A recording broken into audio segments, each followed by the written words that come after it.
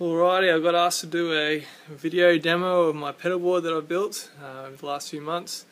It's taken a while for things to get here and for me to build the actual board. I hope you enjoy. Check it out. So here's the whole board. I'll take you around the sides and underneath first. I built it all out of wood. Got my input coming in here. I was going to do ins and outs for the guitar cables, but I just kept it nice and simple. Handles and carpet for the Velcro to stick nice and strong. And then underneath you've got all the power happening by the gig rig, some light in that little plug, a couple of time boards, distributor over here, some isolators, and everything's holding in there pretty good. Also some lava cables flowing through there as well. And then I've got a couple of channels spare, so I thought I'd leave a 9-volt channel open. At the moment it's powering my amp, trusty little orange. So the signal starts over here, into the road rage, which is just a buffer, and then into a splitter, also made by road rage. I had these on my old board, so I thought I'd utilise them again. So from the splitter, one goes into the tuner, second one goes into the compressor, which is mainly always on, and then it starts my true bypass loop by Team on Klein. A few stickers on there, full tone, Wampler. Alright, so signal chain goes.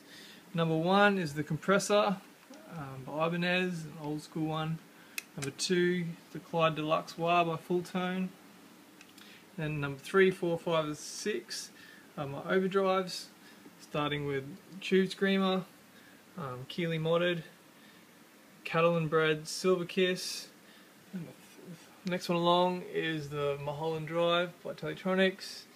Then the Scarlet Love by Sailor, and then it splits out to the volume loop, trusty old volume pedal.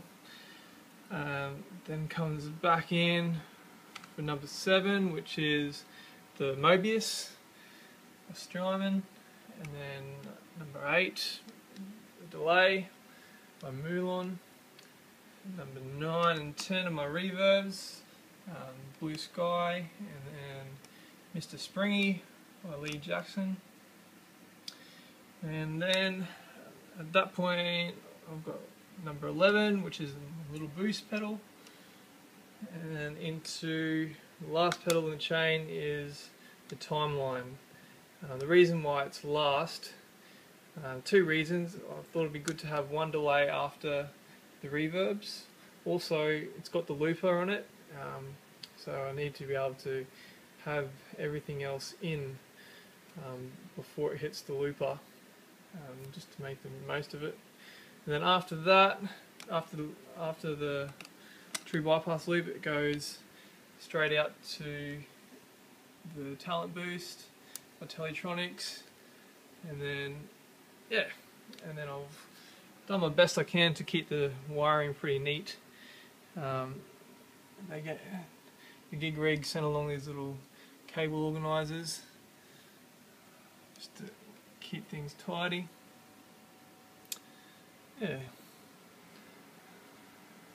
other couple things, I've just got an old trusty Ebo, bit of Velcro on it, never goes astray, stays there pretty good, and also a little pouch, got some picks in there, good fun. One other thing to note is I'm using all the ins and out of the Timeline and of the Mobius. It's not for stereo. What I'm actually doing is utilising the effects loop on the Timeline and the pre and post of the Mobius. So what happens is the Timeline's effects loop basically you can set an effect in an effects loop that only affects the delay trails, so your guitar signal remains clean, but only the trails of the delay get affected by it. And with this, you can save on each bank whether you want the effect to come out as pre or post, or at one point or the other in the chain. So what I've got into loop number 7 of my true bypass is the pre effect. So it just runs as normal, and then the post effect runs into the effects loop of the timeline. So I can set the modulations just to come through the trails of the timeline if I like. Hope that makes sense. Thanks for watching my little demo. You'll be hearing it all in time to come, I'm sure. See ya.